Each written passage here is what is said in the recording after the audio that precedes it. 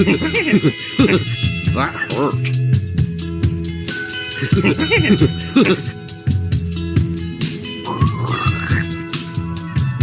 More verticality.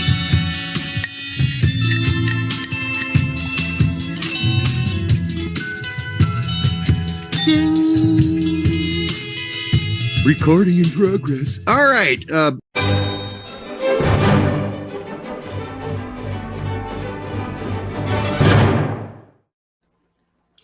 Welcome to the Straight Red Card.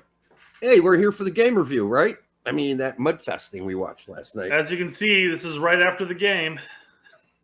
Right after the game ended, guys. He's got the moon right outside his window. It is fucking bright out there, man. But I think I already said, fuck that. We are not doing a show at midnight. No way. Yeah. And so I ended up last night, my son came over for game night. We played some games, and then we watched the game. This is the older one who actually likes sports and cares about sports. So that'd be Chris. So we watched it, and at one point nearing the end, he was so frustrated. He's like, fuck this, I'm going home. I'm like, dude, there's 5 minutes left. Just wait. And thank God. Yeah. He scored. But I did watch Pete's analysis of the show today, which was funny and fun. And it's really interesting to me because I've noticed some of his speech and the way he technically says some words. Like today, he said Byzantine roster rules in MLS. Byzantine? Americans don't say Byzantine. We say Byzantine. Byzantine, yeah. So I went and looked it up. I still don't even know what that means. Byzantine roster rule? That means rules? Like out of date, crappy out of date shit. That's Byzantine. Oh. Byzantine. I think wouldn't most people just call it Mickey Mouse? Isn't that what we all call Mickey Mouse in MLS? I mean, you could, but the Gam Tam, the old PKs, all that shit. Byzantine's a cool word.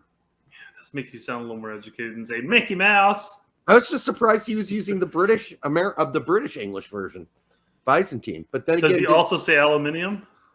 I don't know, but he did. He lived overseas. I think he lived in England for a while, so he must have picked up on some of those words there. He spent most of his. It sounded like he spent most of his time on the opposite side of the world. Yeah, he did. I'm not sure. the Thailand. We've talked about it, but yeah.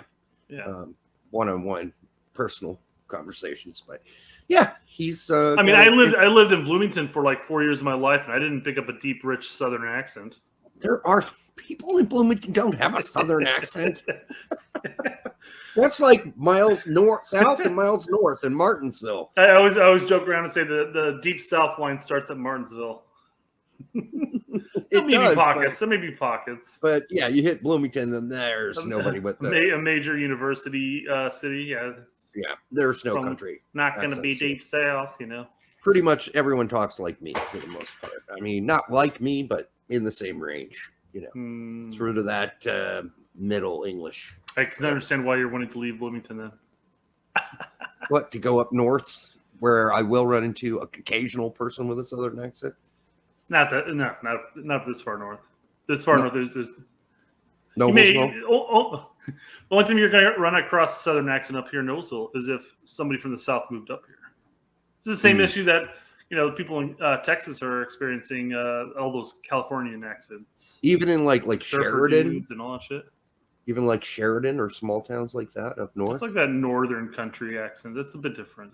Okay. They're practically Chicago. Right. I don't know. I don't know anybody from Sheridan, so I can't tell you. I've never met anyone from there either. So there you go. But I thought it was interesting that, that muddy field that we played on changed the game and the way it was played, and it became sort of almost like a boxing match instead of I mean, it basically, what it did, the field reduces the more technical team's ability to use their skill with, through passes. And so I'm happy to discuss this, but are we bypassing the post-match right now? We usually cover that up front, but yeah, I wanted to do two things. Oh, Joe Tellis. Oh, I shouldn't say that. Someone's calling me. Somebody we're working on a deal with. All right. Berhalter, yeah. Post-match, there were two things that one thing I think because it surprised me, and the second thing because it was like, ouch, Haji Wright, ouch. The first one was at 104, and it's our good friend Stephen Goff. Lobs Greg the most softball question I've ever heard him lob. It was kind of crazy. I need to just pony up the cash and end up getting YouTube Premium on our or YouTube whatever it is, YouTube Red or whatever the fuck. Yeah. Basically, where I can just nix the ads, but I'll put it on our actual account. Hey, did you know Jake has credentials? Like press credentials? Yes, because there was a post match interview with Greg that wasn't public. It never was published.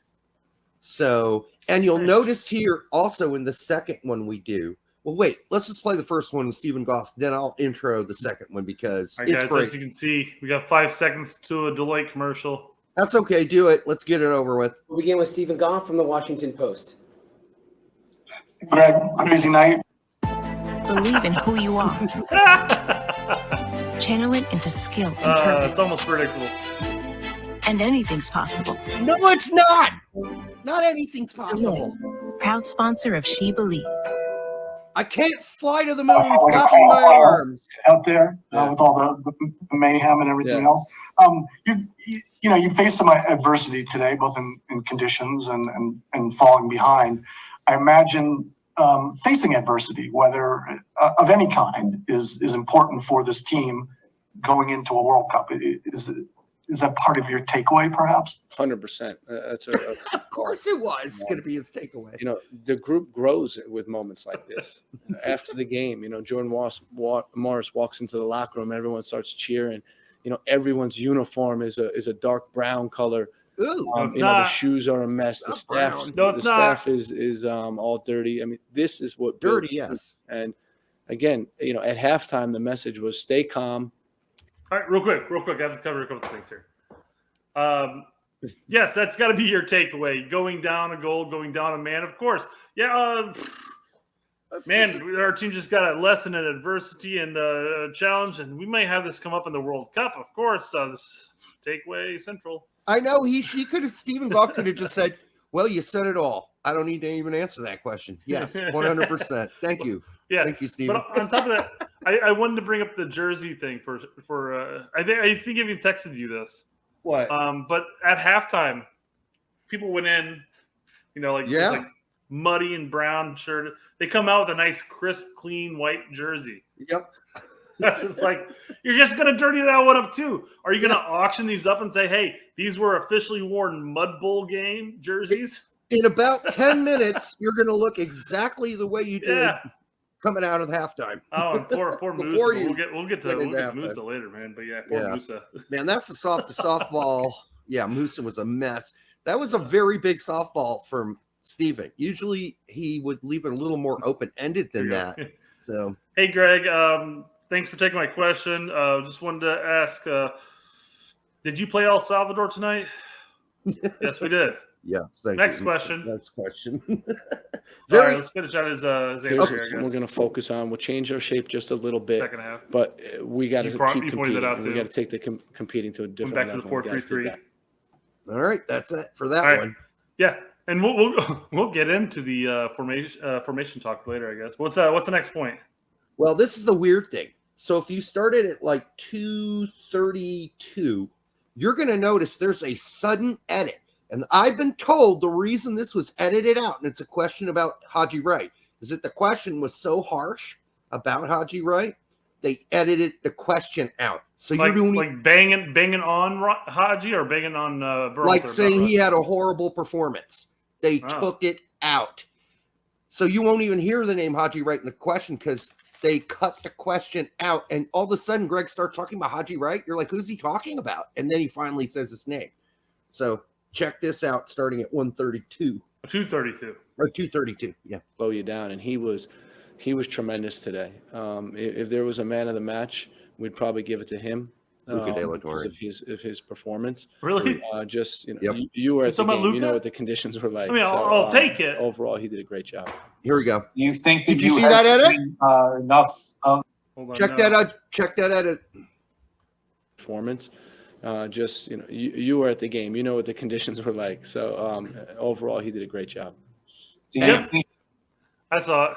So you're only going to get the very end of the question. You're going to still think they're talking about Luca De La Torre. So keep going. You have seen enough of him now, quantitatively, not just quality.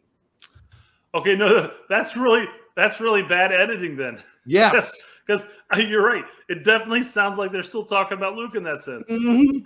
Wow. Okay. Yep. Jonathan, it's always difficult when when players get an opportunity and don't fully capitalize on it. It's not nice for the coach, it's not nice for the players, not nice for the group. We're all rooting for Haji to. And hold on, I've got to say, he says they get opportunities, they don't capitalize it. Okay. Yeah. Well, wait. I mean, Pepe's had his chances. Ferreira's had his chances. Everybody at the 9 has had their chances, and they've missed those chances. I hate this talking point. Yeah, I do too. And it's like in this point for Wright, he got 20 minutes in one game, and then he got to play in a pig pen in the end. Yeah, 45 minutes in a pig pen. He had one chance that he probably should have definitely put away. But I don't know. He did. This all seems a bit harsh. When he got yanked at halftime, I turned to Chris and I said, that definitely wasn't planned. No, it wasn't. No. He was going to let him play a lot more of that game, but that game was going so in the wrong direction. There must have been some off the camera body language or something that was happening that you didn't see. Because I didn't think he had we'll get into this on the live show, but I thought he missed some chances and certain things, but I didn't think it was he was absolutely dreadful. Right. But I also think the whole team didn't come out with a whole lot of intensity. I think only a few players came out with that intensity. And again, in the first half. Yeah. And in the second half.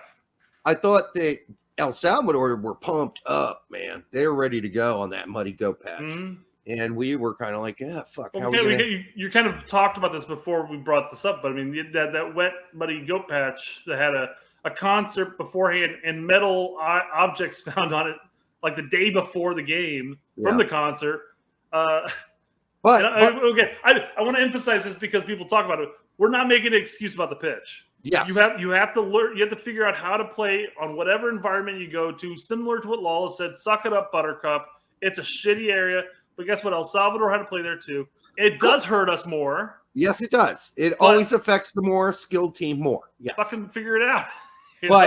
And I just wish that Lexi would have said something else than the same thing he usually says, which is suck it up, Buttercup. It's like, come on, dude. Can you come up with a new thing to say? Like, how many different phrases and phraseologies have we used on this show? Mm-hmm. Hundreds of different ones. We rarely repeat ourselves. So suck it up, Buttercup. Unless I'm drunk. And you might start hearing a couple things. To be honest, or what do you say? To be honest, that's one of my big ones. Yeah. Yeah. To be honest, yeah. I've got a story behind that. I don't know if I've mentioned it on a live stream or not, but does this mean you're usually not honest? All right. You lost your credentials. Get the fuck out of here. Yeah, Lexi's right. So, well, Lexi's right. Honestly, there's no excuse in the end. Well, we're both playing on the same field, and then it becomes a tug of war, right? So are we done with the presser? Because I do want to talk about this topic. Well, you can finish his answer. Okay, let's finish his answer, and then we'll talk about the pitch after we're done. To be a force. We purposely played more direct in the first half because we thought he could be the force that would unsettle them. And it just wasn't his night tonight. And, it doesn't rule him out for anything in the future. We don't work like that. Now it's about him. Tell John Brooks that. Continue to score goals and do his thing. But, it was an unlucky night for him tonight for sure. Well, unlucky you played him on the goat patch and didn't give him any time against anybody else, really, for the most part. So I would like. Is this the equivalent of giving Joe Scully his first start against Uruguay? Yes, and throwing him to the wolves. Man, I see that you played like shit. Well, get off the field. That's the thing now. Doyle and Charlie today on the MLS show, we're all saying, Scally, he was one of the guys stock way down. He's done for now.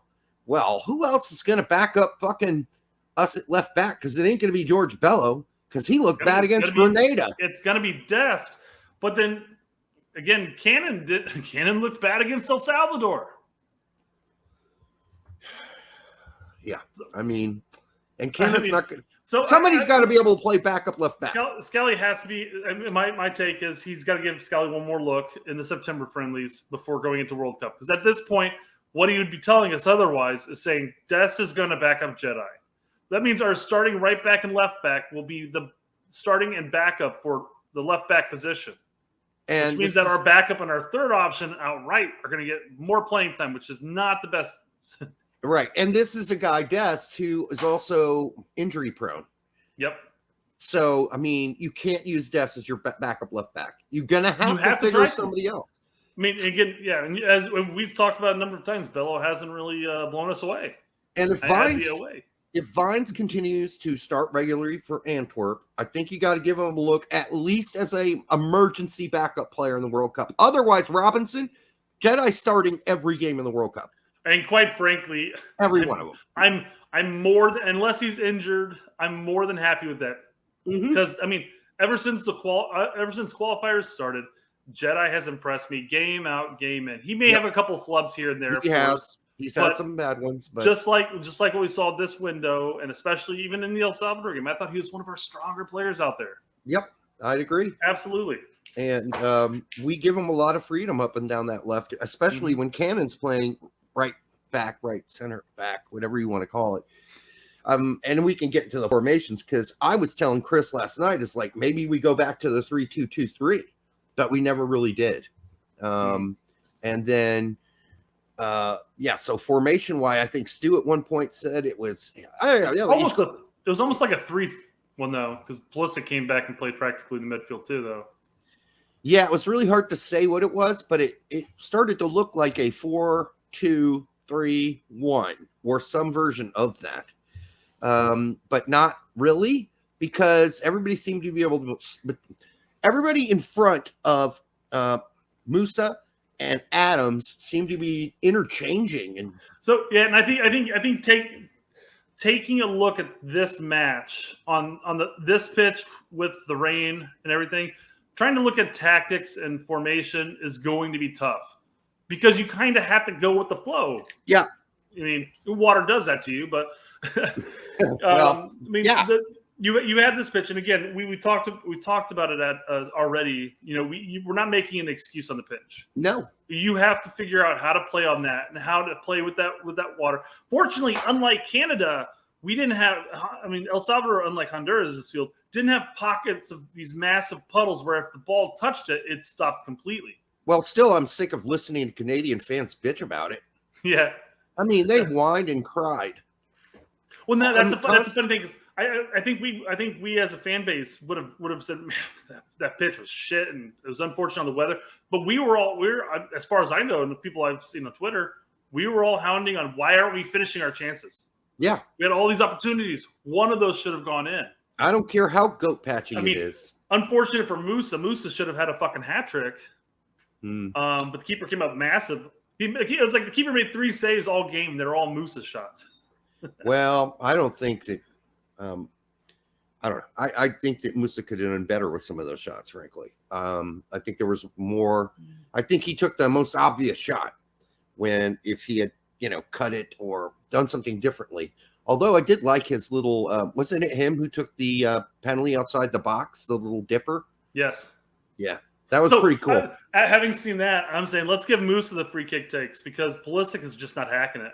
Pulisic was awful on set pieces last night too. He had one, like 1 or 2. Yeah. Yeah. I mean, outside of that, I mean, the way when I see Pulisic go up and take those, whether it's a corner kick or a free kick, all I see is a guy just kicking a ball.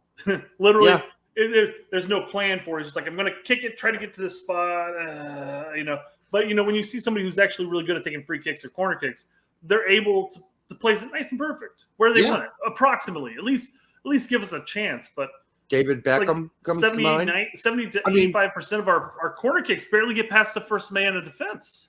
I still would say right now that Landon Donovan was a better corner kick taker than Pulisic. No, I agree with that. It was something he's just better at Pulisic at, or was better at him that. So, Pulisic's young; he can grow into it, but he's not there yet. We have to have somebody else on the pitch, and I know Musa was just taking a shot on his, and he was practicing that, but maybe maybe that's it. Maybe we got to try something different because it's not Reyna. working with Pulisic. Reyna would be great if we could have Yeah. Reyna. Well, let's hope he gets healthy. And that's what this game. Well, one of the things that you get out of this game, going out of it, is Ferreira's about it right now as a 9. He's the only guy I think that Greg still has any confidence in whatsoever. No, And I'll concur with that. This is one of the reasons why I said that he's pretty much a lock for the World Cup. Yeah. But not necessarily based on performances. And I'm not saying that he did anything terribly bad when he plays. I mean, he does a lot of stuff off the ball, and some of it's just not scoring his opportunities when he gets it, except for against Grenada. But I feel like he is absolutely the one that has Berhalter's confidence at this point. Now, if he continues his scoring track record for FC Dallas all the way up into playoffs, then he'll absolutely my guess would be the starter, unless Pepe or somebody shines in those 3 months prior. And I really don't. I see Sargent having a chance to shine, just because he's going to be playing in the championship. Mm-hmm. But other than that, maybe DK. But Hoppy, it all depends about where he goes in this window. God, I hope he gets a fucking move. But whoever starts scoring in bunches is going to get another look in September. But they're going to have to start scoring. I got to bring this up because we're talking about possible loans for like Hoppy. Oh, there's a possible loan for Weah. Apparently, Valencia is reportedly looking to bring him on loan from Lille. Yeah, don't do it. With an obligation to buy. Just stay at Lille. They're losing some of their strikers to better teams. He's going to be high up on their list unless they're going to sign strikers from other teams and bring them in to replace the ones they're going to lose. I mean, that's why at the end of the season we saw a lot more Weah. And he definitely lacked production this year for Lille, but he was definitely getting playing time. Yeah. Well, and I understand that. I understand that maybe. Sorry, I'm getting a text message. He didn't get consistent starts until the end of the season, though. That was the issue. But once he started getting that flow of regular starts at the end of the season, that's when he began to actually really perform. And I think he's got a good chance next season at Lille to get those consistent starts. And if he does, why go? Well, if he keeps performing the way he does for these U.S. men's national team, I mean, I can't imagine that him not getting more interest. Why fuck around and go to Valencia where you may not play, and you have to learn the new system, the new coach? Mm-hmm. Why do that? Look at what happened to Hoppy when he did that. Sure. I'm not going to Spain. He's in a solid enough location with a quality enough team. I don't see this loan being necessary, quite frankly, especially leading into a World Cup. Yeah. At this point, he's almost guaranteed playing time at Lille. And I'm not saying consistent starting time, but at least playing time. He comes off the bench or maybe he'll start. Yep. I still think that's a better option at this point for him. I do too. But I mean, oh man, he was pissed off when he got subbed off at halftime, or just after. It was at halftime, wasn't it? Or was it just a little bit after halftime? Let's see. Maybe like the 50th some minute. It was early. Who came in for him? Areola? No, Ariel came in way later though. Areola came in the 60th, so that's when he went out. Because the halftime cuts were Aronson and Wright. I believe those were the two. Give me 2 seconds. I'll pull it up here. Cuts. Yeah. Of course. I had company over and I'm taking notes. 61st minute was Ariel. Yes. Okay. All right. But yeah, wasn't happy. And quite frankly, Berhalter talked about how they played more direct in the first half. I disagree. Yeah. I think they played more direct in the second half, or at least with more urgency to move the ball forward. Now there were definitely times where they just pinged it around the defense and back around the defense and then back around the defense. That was annoying, by the way, last night. They did that a lot. They wasted a lot of fucking time. Slowed the play down. Yep. Ball was not moving. No. It was going from one piece of the goat patch to the other very slowly. All Salvador had to do is this. Yep. And that's all they did, too. We're up 1-0, motherfuckers. Bring it. So it's just weird, though, because, I mean, you take Way out. Weah has been an absolute rock on that right hand side. And I know that Ariel had a great game against Grenada, and your thought process is, well, Ariel plays direct too. Just lob the ball forward, he'll chase it down. But I'm just like, why would you take out Weah at that point? We're down a goal. We need somebody to pressure, somebody to apply pressure to that back line, get behind the back line on direct plays. I don't know. The ref was a little questionable. I don't know about that being a red card. I think it was a little harsh. Yes, I think that was a yellow. I think it was a silly slide tackle to take. Yeah. And yes, his leg did extend up in the end. It did. I think VAR lack of VAR played against us in this front. We had VAR in Nations League. I guess we're back to not having it in Nations League. What the fuck is going on? I mean, how hard would it be to have a couple monitors with another person or two sitting there and talking or just looking at the game and be like, you should probably take a look at this. It can't be, the whole system can't be that much money to run. I've got 5 TVs. I could mail them to fucking El Salvador so they have a couple TV screens to watch replays. You spend a couple $100 at Walmart, you get a couple of monitors. I mean, how hard is this? This is not hard. You just run it to there. I mean, you're looking at a small. And I would wager that El Salvador probably has a standard stadium that they play in. They don't venture around El Salvador. That's obviously. the same one. No. It's the same stadium. Same one. Fork over the couple $1,000 it would take to get the infrastructure set up. It doesn't even cost that much. You're set for life. It doesn't cost that much. It's just stupid. Stupid. It's. I mean, basically. I guess the problem is somebody like a Grenada may not necessarily have the funds to do it. Even though when we're talking about it, seems like to us laymen's, it seems like it should be a pretty cheap endeavor. I'm sorry, $200 at Walmart, and this issue is solved. USSF, Mexico, and Canada should all fork over the money together and make sure everybody in CONCACAF has the availability of VAR. Yeah. It wouldn't cost them that much money. Yep. So tomorrow we're going to do the live show, and we're going to go over the player ratings. We're going to give you grades for Greg and the players, and then we'll talk about the whole window and whose stock is up and whose stock is down, and who's solidified their spot maybe, and who's put in a real stinker. Most of you know that anyhow, who put in the real stinker. But can I end this show tonight, Brett? You may. On this laugh tonight. England loses to Hungary at home 4-0. Yeah, that was brutal. It was brutal.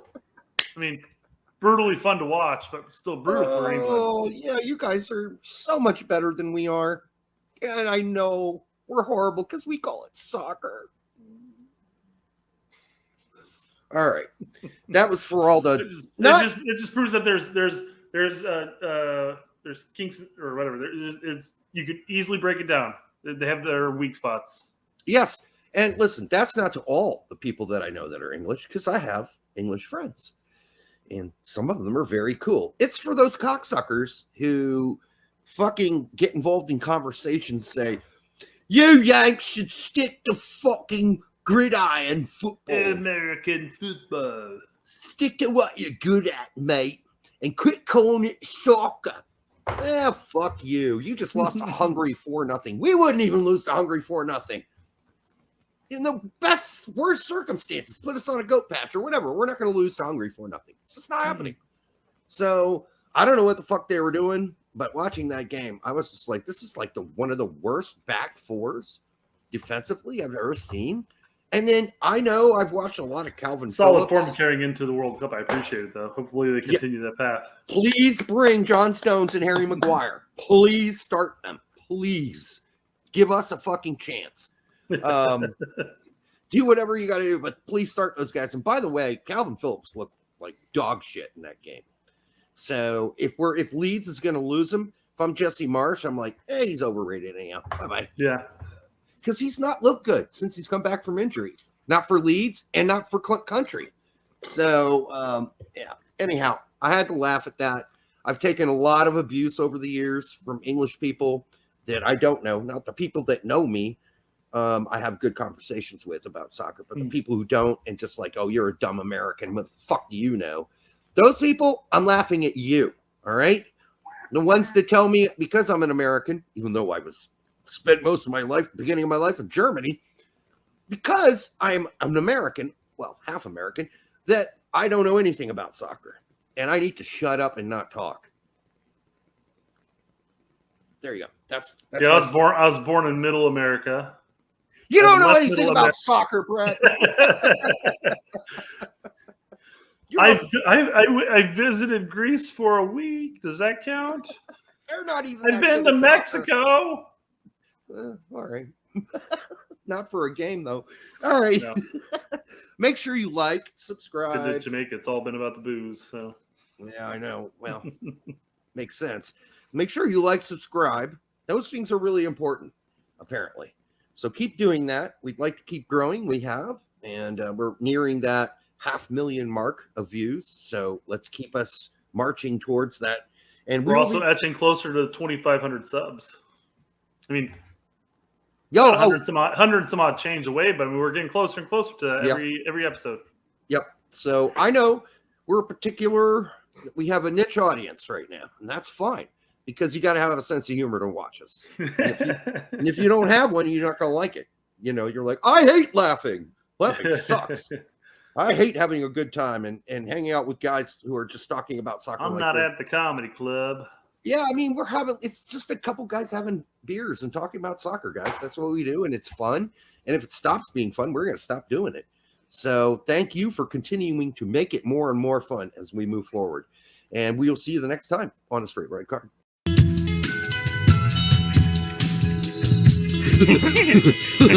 That hurt.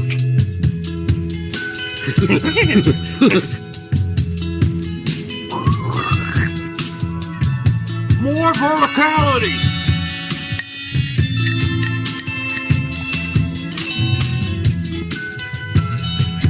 Ding. Recording in progress. All right.